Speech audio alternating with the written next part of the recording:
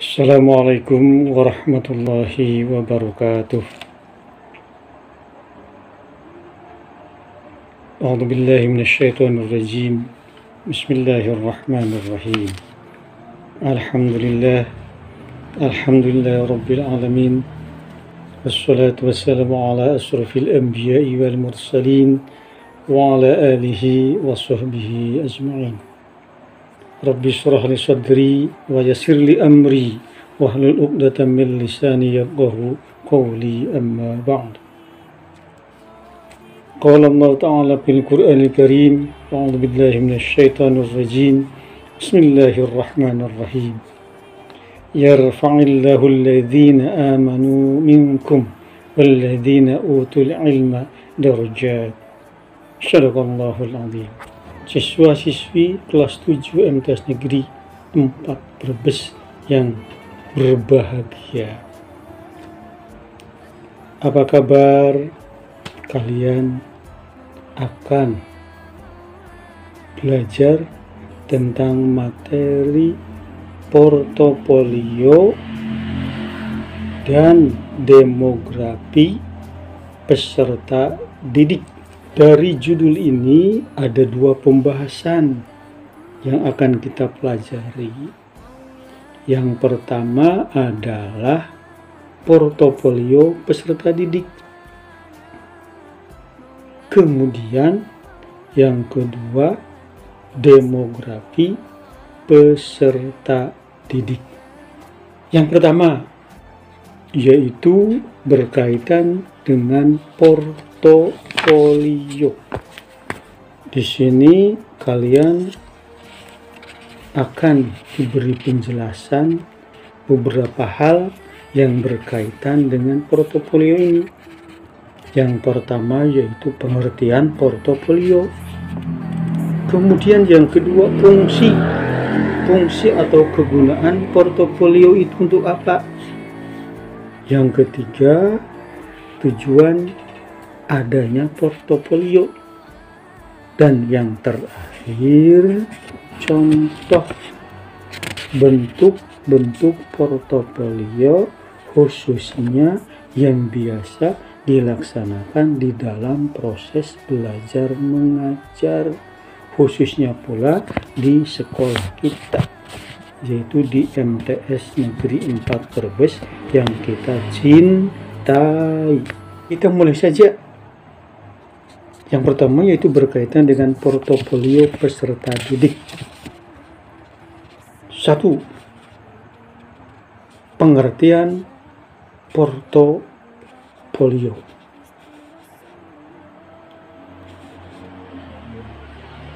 Salah satu pengertian portofolio yang Pak Guru ambil adalah bahwa portofolio itu berasal dari 2 kata. Yang pertama VOT. Ternyata VOT ini singkatan dari report. Kemudian yang kedua folio. VOT atau report itu artinya laporan. Folio itu apa artinya? Folio itu penuh. Folio itu lengkap. Sehingga kalau dijadikan satu portofolio itu apa? Yaitu laporan lengkap seluruh aktivitas atau kegiatan seseorang. Sekali lagi, portofolio itu secara bahasa adalah laporan lengkap seluruh aktivitas atau kegiatan seseorang.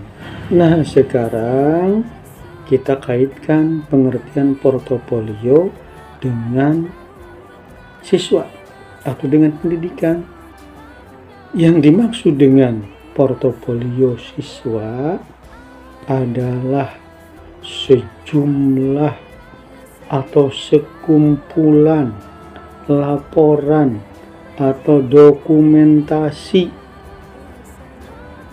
seorang siswa yang berkaitan dengan proses belajar mengajar.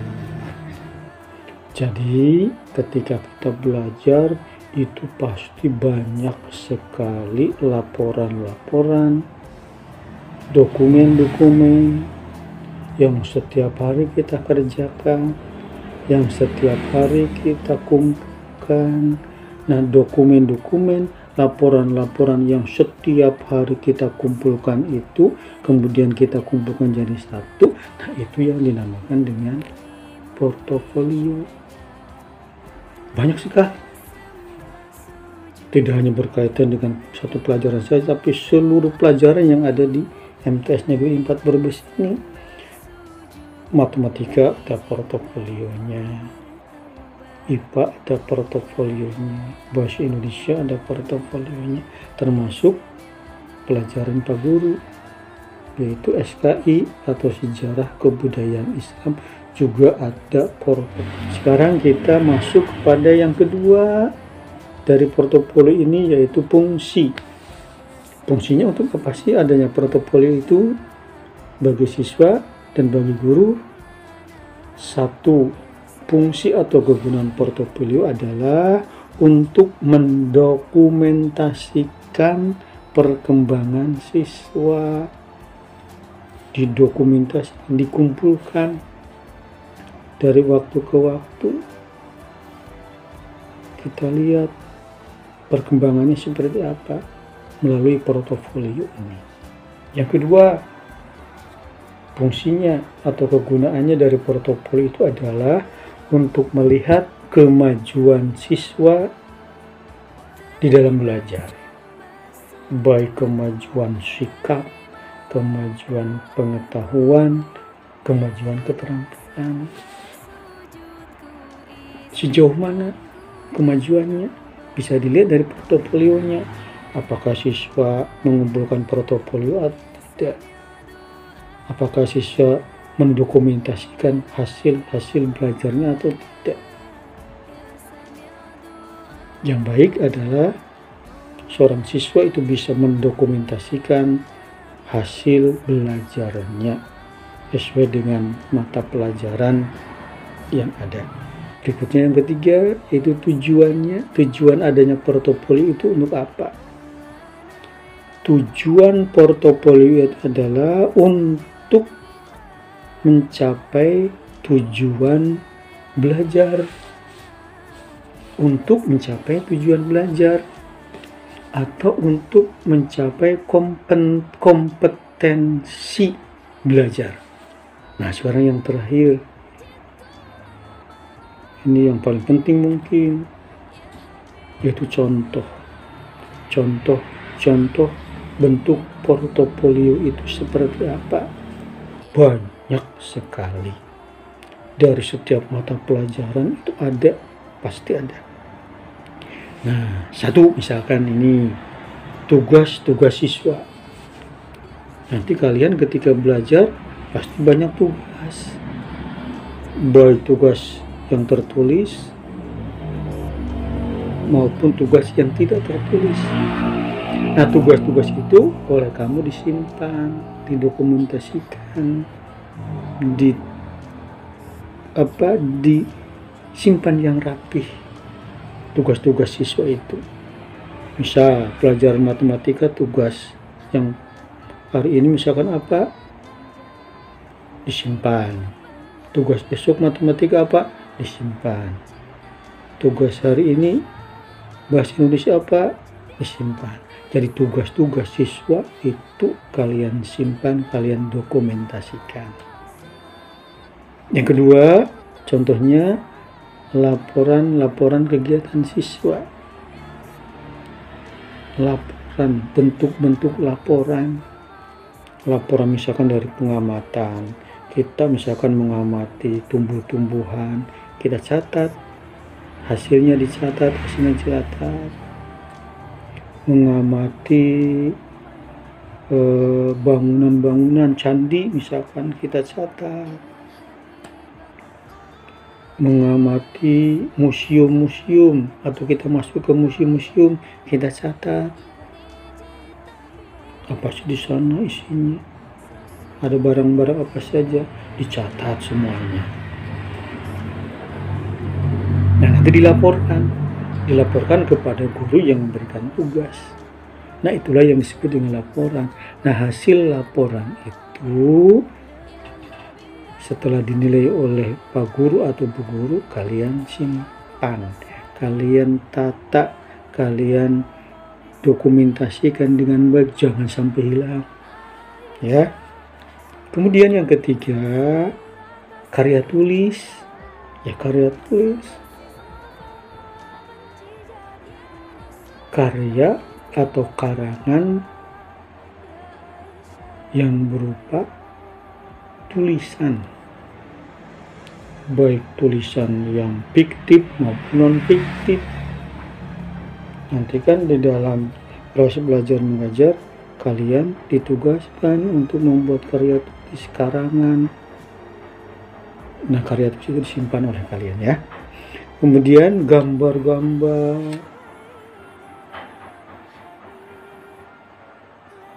ada kaligrafi misalkan, ada pemandangan misalkan, ada ya gambar-gambar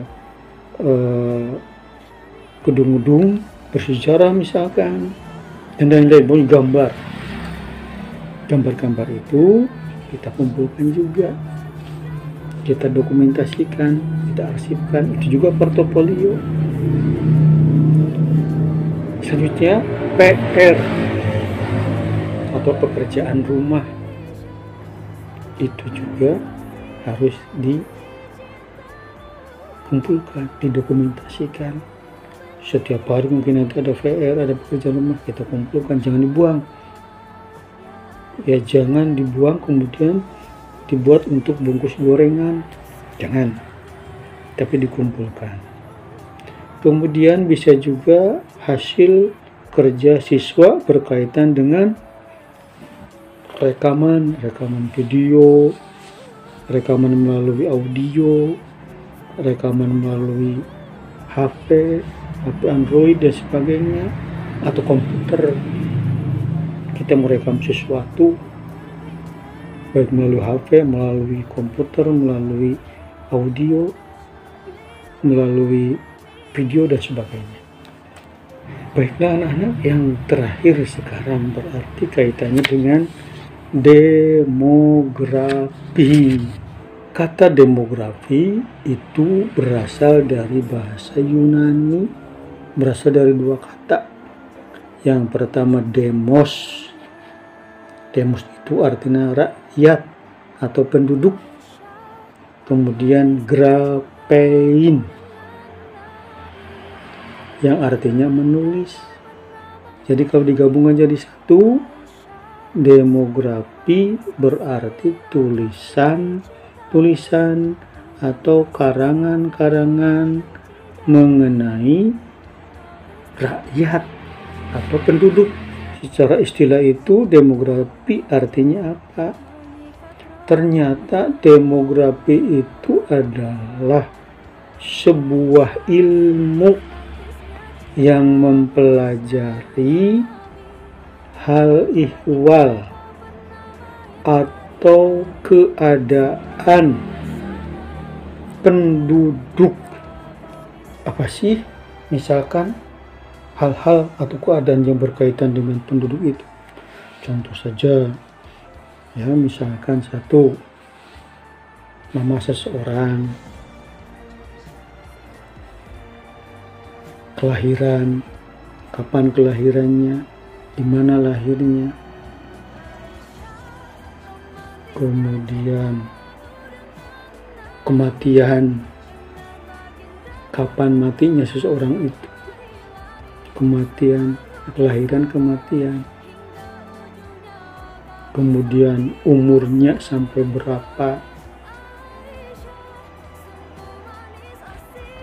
orang itu berasal dari daerah mana, orang itu berasal dari suku mana, orang itu berbahasa apa,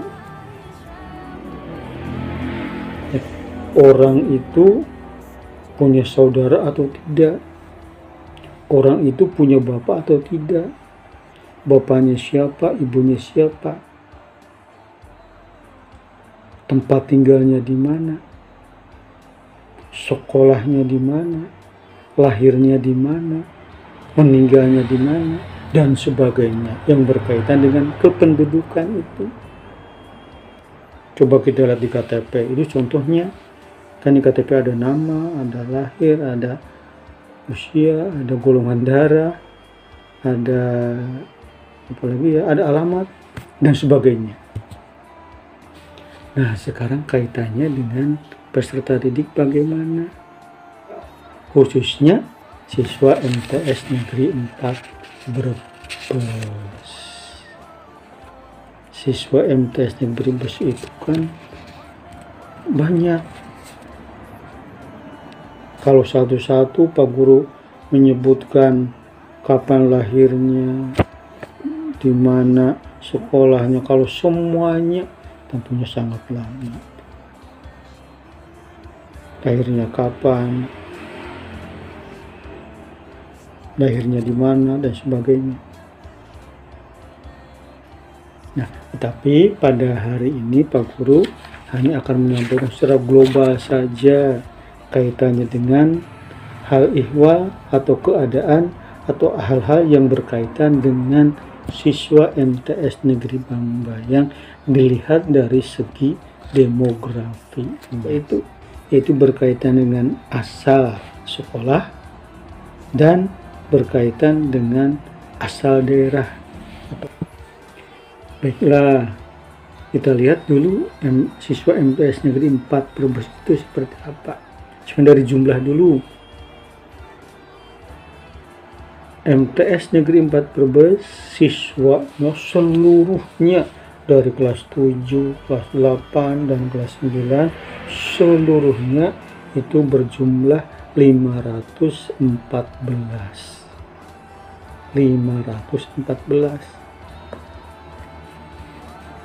Ya, 514.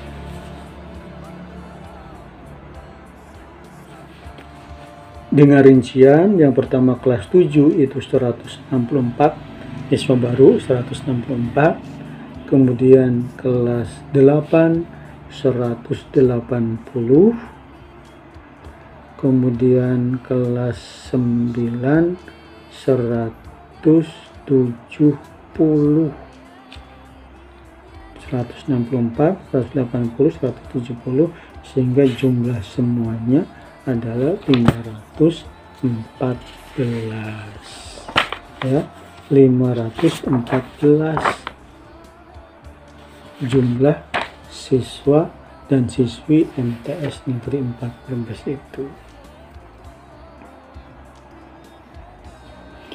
Nah, dari 514 siswa itu kita lihat dari demografi dari sisi asal SD atau MI dan asal daerah, ternyata beragam. Kita lihat saja misalkan yang dari kelas 7. Dari kelas 7 itu siswanya ada yang dari SD, ada yang dari MI. Kalau dari SD banyak. Daerah Sindangwangi misalkan ada SD 1 Sindangwangi, SD 2 Sindangwangi, SD 3 Sindangwangi, SD 4 Sindangwangi. Bangbayang ada SD Bangbayang 1, ada SD Bangbayang 2, ada SD Bangbayang 3. Kemudian ada min model atau min Bangbayang atau min 3 Brebes. Dari timur ada dari SD Bantar Kawung 2, ada dari SD Bantar Kawung 3. Kemudian dari timur lagi ada dari Pangbatan, SD Pangbatan, SD Cibentang, SD Cinanas, SD Waru. Kemudian ke barat ada SD Cipang, SD Cikuning, Cikuning 1, Cikuning 2, Cikuning 3, Cikuning 4, Cikuning 4 itu di Sindang Kasih. Kemudian ada yang dari Cibirus itu SD Mayana 2. Juga ada yang berasal dari SD Salem.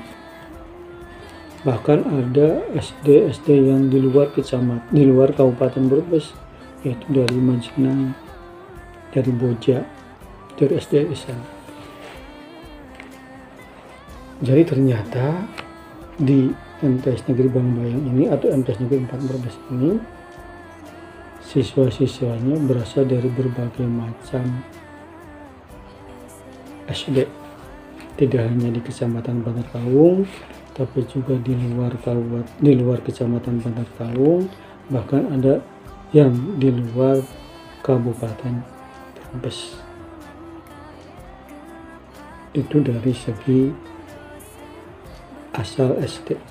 Kemudian dari segi asal daerah, nah ini banyak sekali. Kalau satu persatu oleh Pak disampaikan tidak mungkin ya. Sebetulnya ini kaitannya dengan tadi, dengan SD-nya itu. Secara ringkas saja, dari Bantar Kaung, dari Kecamatan Bantar Kaung itu banyak. Mulai dari Pangbatan, dari Cinanas, dari Cibentang, dari Banjarsari ada, dari Ciomas ada, apalagi dari Bangbayang, dari Sindangwangi juga banyak di sana. Ada Sindangwangi, ada Jetak, ada Cihelet, ada Merenggeng, ada Bubakan, ada Cipancur. Ke barat lagi ada Jipang, Terlaya, Secang, Cikuning, Sindang Kasih, Cibirus, Legok, sampai keluar daerah Bantar Kaung, yaitu Gunung Larang Salem, Pabuaran Salem, Ciputih Salem, Bantarsari Salem, Banjaran Salem, dan lain-lain di daerah Salem itu. Kemudian Boja itu daerah Majenang, Kecamatan Majenang, termasuk Kabupaten Cilacap. Ada juga ke sebelah sana utara, di luar Kecamatan Bantar Kaung, yaitu dari Jamasi. Ada juga dari Larangan, Kecamatan Larangan. Jadi anak-anak sekalian, siswa-siswi yang ada di MTS Negeri 4 Brebes ini ternyata berasal dari latar belakang yang berbeda-beda, dari sekolah yang berbeda-beda, dari banyak sekolahan, dan asal daerah yang berbeda-beda pula, sehingga jadi satu di sini di MTS Negeri 4 Brebes. Jadilah keluarga besar MTS Negeri 4 Brebes jadi satu. Bukan siapa-siapa lagi sekarang, tapi jadi satu sebagai keluarga besar MTS Negeri 4 Brebes. Ya, itu kaitannya dengan demografi. Tapi dua saja Pak Guru menyampaikan, asal sekolah dan asal daerahnya. Nah, dari sini kita bisa ngambil hikmah. Ternyata sekolah di MTS Negeri 4 Brebes itu menyenangkan karena banyak temannya yang berasal dari mana-mana.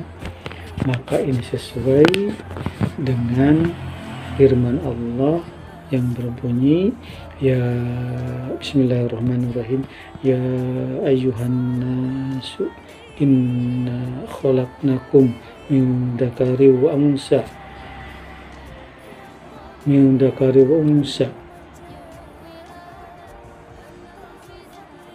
Ya ayuhan nas inna khalaqnakum min dzakari wa unsa wa ja'alnakum syu'uban wa qabaila lita'arafu.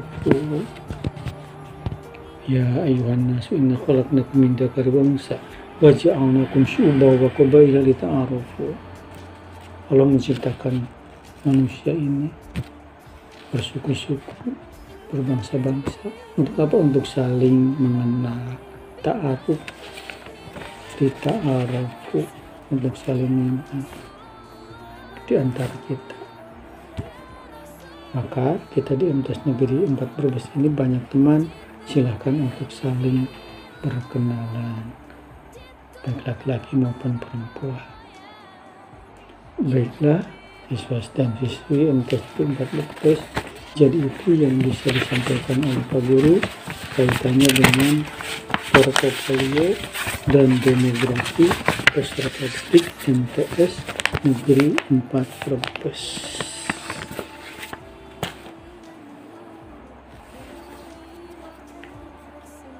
Tadi Pak Guru menyampaikan ayat Al-Quran di awal, yaitu Bismillahirrahmanirrahim, yarfa'illahu alladhina amanu minkum walladhina utul ilma darajat. Yang artinya Allah itu akan meninggikan derajat orang yang beriman dan orang yang berilmu beberapa derajat. Akan meninggikan derajat, akan menjadi orang mulia, akan menjadi orang yang bermartabat. Siapa? Itu orang yang beriman dan orang yang berilmu. Nah, kita sekolah di MTS Negeri 4 Brebes ini sangat pas sekali, karena ada ilmu agamanya. Ilmu agamanya itu mencetak kita menjadi orang yang beriman. Ada ilmu agama, ada ilmu umum. Ilmu agamanya punya, ilmu umumnya punya, berarti kita menjadi orang yang berilmu. Jadi sudah pas sekali kita menjadi orang yang beriman, kita memiliki ilmu yang berkaitan dengan ilmu dunia dan ilmu akhirat, sehingga lengkap. Ya, lengkap sekali kalau kita belajar di MTS Negeri 4 Brebes ini, karena ada ilmu agamanya, ada ilmu umumnya. Dengan ilmu agama dan juga dengan ilmu umum kita bisa meningkatkan diri menjadi orang yang beriman. Dan dengan ilmu itu kita akan menjadi orang yang memiliki ilmu. Maka orang yang beriman dan orang yang berilmu itu akan menjadi orang yang bermartabat, akan menjadi orang yang memiliki derajat yang tinggi, akan menjadi orang yang mulia. Mulia di sisi Allah, mulia di sisi manusia. Mulia di dunia, mulia di akhirat. Siswa-siswi MTS Negeri 4 Brebes, khususnya kelas 7, yang disampaikan oleh Pak Guru, mudah-mudahan ada manfaatnya. Kurang lebihnya mohon maaf.